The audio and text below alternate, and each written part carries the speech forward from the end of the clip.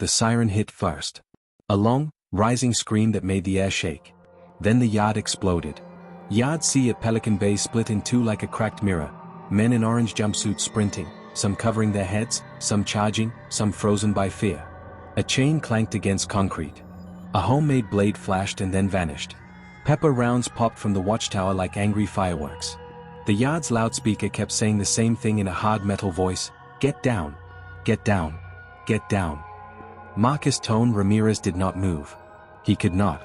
He was pinned between two picnic tables as bodies rushed past him in a blur. He heard a shout to his left, a thud to his right, and the dry cough of pepper spray opening in someone's face. He tried to breathe and got a mouthful of dust and fear. It tasted like old pennies. A tall guy in a gray sweatshirt slid on the gravel and crashed into the table. He grabbed Tone's sleeve and hissed, "Move when I move." His eyes were wide and empty at the same time, the look you see when a man is trying to think and survive in the same second. Tone nodded. He crouched low and followed the man in a crooked sprint toward the fence line where the ground dipped. The siren screamed again. The tower fired a chalk round that broke near their feet with a sharp crack, throwing powder across the gravel. Tone looked back. In the center of YardC, two groups had collided, one circling tight, one pushing outward in a messy wave. It wasn't a random fight. It was a chain reaction, a plan, a message. That was how YardC worked. Nothing was ever out of nowhere. The yard was a battlefield dressed as a playground. Down, the loudspeaker boomed. Prone out now. The tall guy hit the ground. Tone dropped with him, hands out, face in the dirt, chest burning. He could see only boots, state-issue black ones on the guards, worn-out gray ones on everyone else. Boots ran, stopped, pivoted, and ran again. The powder from the chalk round drifted over him like pale smoke. A set of boots halted inches from Tone's face. He smelled oil and dust. A voice from above said, calm and terrifying, "Hands where I can see them." Tone spread his fingers and pressed them into the gravel. He had tiny rocks stuck under 2 fingernails. He felt them and held still. The yard kept shaking with noise. Someone shouted a name, Derek. Someone else shouted a number, 42. A gate banged open. The tower light swept the ground. Tone could feel it on his back even with his face buried in dust. The beam moved on. The calm voice spoke again. "Don't be stupid, Ramirez." Tone did not look up. He knew that voice. Officer Carter. 10 years in this place had sanded the man's tone smooth. He never yelled. He did not need to. The boots moved away. The siren wound down toward silence, like a train leaving. Men were cuffed, rolled, and hauled across the gravel. Tone stayed flat, palms open, breathing through his nose until the taste of pennies faded. Then he heard something new. Slow. Precise. Not a siren. Not a shout. A small sound like a coin tapping glass.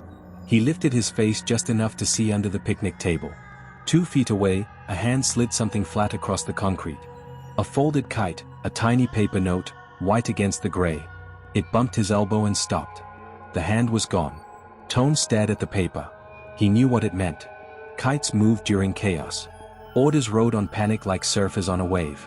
YardC was on fire, and somebody wanted him to carry the next spark. He looked up just as the tower light came back. It washed over him like cold water. He pressed his cheek to the dirt again and didn't move. The light slid off. Only then did Tone palm the kite, tuck it under his chest, and wait for the count. When the cuffs came, metal kissed bone. When the hands lifted him, he went limp to keep from getting thrown. When the gate opened to the sally port, he kept his eyes on the floor. That was survival. That was the yard.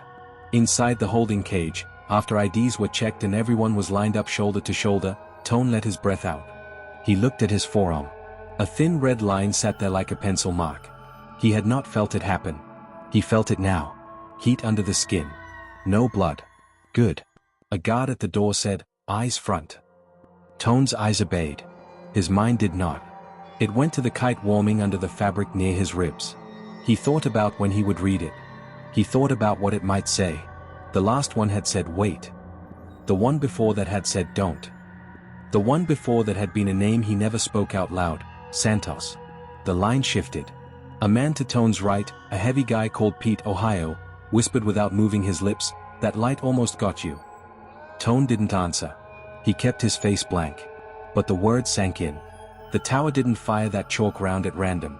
The tower never did. Everything in YardC had aim. 2 hours later, after strip search, after cold showers, after paperwork and more waiting, Tone sat alone in his cell. The noise of the yard had fallen away. The quiet felt like stepping into a thick coat. He pulled the kite from his waistband and unfolded it with slow fingers. There were 3 lines written in tiny block letters. YardC, day after tomorrow. Table 3, trash can side. Hand off only. No eye contact. If halted, do not move. If moved, do not speak. If asked, you were never there. No names. No signatures. No loyalty words or threats. It did not need any. The message had weight all by itself. Tone folded it into a new shape and slid it into the seam of his mattress. He leaned back and stared at the ceiling. He felt the same thing he felt every time a piece like this arrived: cold in the stomach, heat in the chest. It was fear wearing the clothes of duty. It was choice dressed as command. It was life in YardC. He closed his eyes and saw the yard again, the split lines, the charge, the white dust of a chalk round hitting dirt. The yard was a machine that ran on rules nobody wrote down. You learned them fast or they chewed you up. Rule 1, never stand alone in the open. Rule 2, don't be first to move. Don't be last, either. Rule 3, the tower sees everything and nothing. Assume both. Rule 4, when a kite says go, you go. The next morning the yard was calm. That was always the strangest part.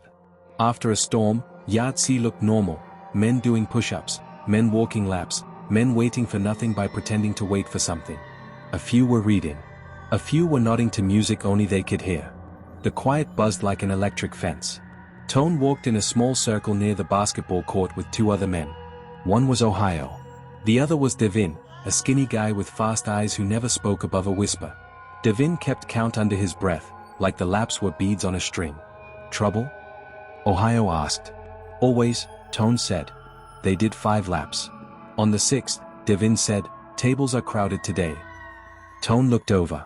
The picnic tables on the far side were never empty, but he saw what Devin meant. The one labeled 3 in ink on the underside had 4 men sitting in a way that left no space in the middle, like a gate locked from both directions. Their feet were planted. Their heads were still. It was a wall that looked like a lunch break. Not today, Tone said. Devin nodded. We wait. They waited. Waiting looked like walking and staring at the sky and talking about nothing. Waiting felt like every wire in your body humming. At recall, when the loudspeaker said yard time over, the whole yard moved in streams toward the gates. Tone moved with Ohio and Devin. He kept his head down and his feet at the same pace as everyone else. The gate clicked as each man passed. The click was the metronome of a living clock. A hand brushed Tone's wrist. It was a light touch, and it lasted 1 second too long to be an accident. There was skin-to-skin heat. Then the hand was gone.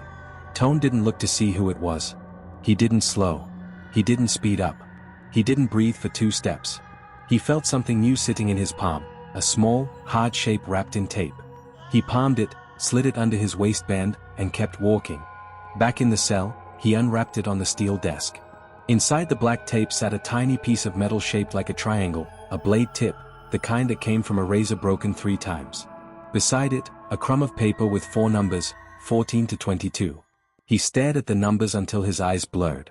The yard grid floated into his head, the way the officers mapped the cement with invisible squares. 14 meant the south walkway. 22 meant the water fountain by the racquetball wall. Time? Place? Both? He wrapped the blade tip again and hid it inside the hollow of the desk leg. He put the numbers under his tongue without meaning to. He spit them into his hand and put them under the mattress with the kite. That night he dreamed of the chalk round breaking near his feet, of a tower light that was also an eye, of the calm voice saying, "Don't be stupid."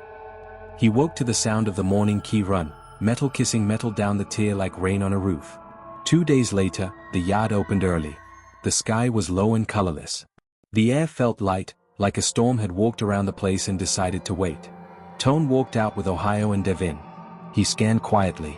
Table 3 was half full, not blocked. The south walkway had a small group doing calf stretches, nothing more. The water fountain stood alone under the racquetball wall like a metal mushroom. Ohio said, "We do 3 laps. If it's clean after 3, we do it." Tone nodded. Devin kept count without moving his lips. 1, 2. On 3, Tone wiped his forehead with his sleeve, peeling off the tape-wrapped triangle from beneath the cuff where he'd hidden it. He let it fall into his palm and then slid it into his waistband with a scratch that looked like an itch.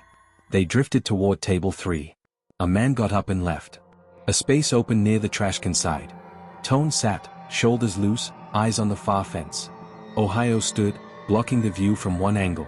Devin bent to tie his shoe. A shadow crossed Tone's hands. He didn't look up. Something small slid under the edge of the table, a matchbox, old and soft.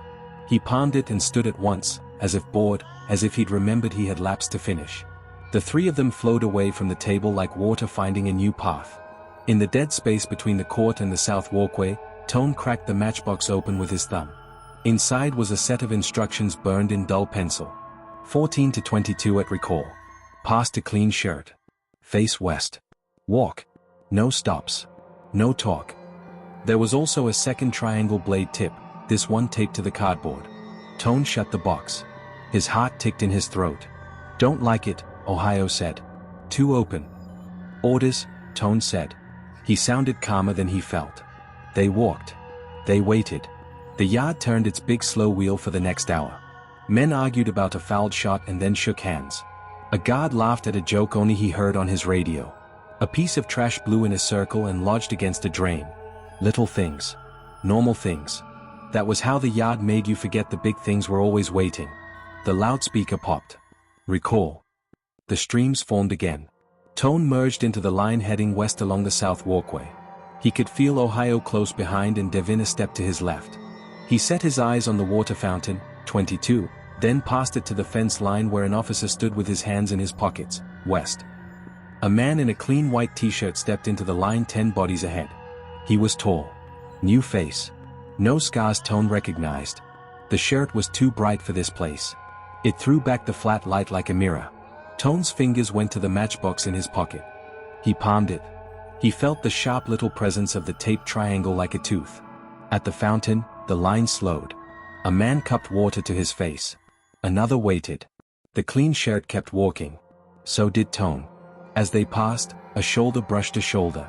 Tone shifted his palm like a man adjusting his pants. The matchbox moved. He felt the feather-light pull of it leaving his hand and entering another. The line flowed forward. He did not look back. He did not breathe. He had done it. Then the tower light snapped on. Not the big white. The narrow white. The kind that points, then pounces.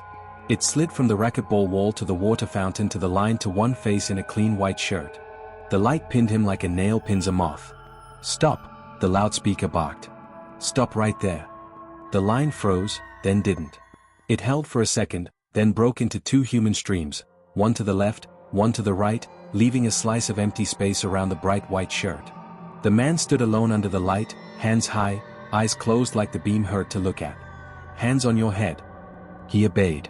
Back away. He stepped back. On the ground, now. And that was when someone yelled a word Tone did not catch and three things happened at once. The man in the white shirt dropped as if pulled by a string. A figure 2 bodies behind him lunged forward with both hands low, and the tower fired a chalk round that hit the concrete between them and burst into a white cloud big enough to hide a truck. The cloud swallowed the walkway. The line broke for real. Boots skidded. Hands grabbed for air that wasn't there. The siren woke up again. The yard became a single noise. Tone's eyes burned. He lost Ohio's shoulder. He lost Devin's whisper. He bent to cover his face and felt bodies collide on either side. Someone hit him from behind and he went to a knee. The ground came up hard. The matchbox was gone. The triangle was not. He could feel it in his waistband, hard and mean and pointless now that everything had jumped the track. He looked up into the fog of chalk dust and saw two shapes wrestling near the water fountain. The clean shirt on the ground, the other figure over him, arms windmilling, hands clawing for something at the man's waistband. A third person rushed in from the blind side. Tone could not tell if it was help or attack. The tower light cut through the dust and found all three at once. It painted them in a pale cone. Officers were running. More cones of light joined the first. The air tasted like rocks and metal. Tone got to his feet and took one step forward, then another, then stopped. He knew where the next step led. It led into the cone. It led into a story he could not control. It led to a place where his name would get written on a piece of paper next to words like interference and force. He stepped anyway. The nearest officer shouted, "Get down." Tone raised his hands but kept moving because the man in the white shirt on the ground was reaching for his throat now, not his waistband, and the figure above him had something taped to a finger that glinted even in the chalk cloud. A second shout rose off to Tone's right. Knife. The yard held its breath for the smallest slice of a second, like the world was deciding which way to turn. Then the tower fired again. And as the white dust bloomed a second time, swallowing faces and hands and the bright clean shirt, Tone felt a hard body slam into his side, knocking him off his feet, and a voice at his ear said fast and flat, "Don't move. Don't speak. Or you die here." The yard roared. The siren screamed. The light found him. And Tone lay face down with his hands spread wide and his heart hammering and the weight on his back pinning him to the concrete, wondering one thing. Had he just stepped into a rescue? Or a trap?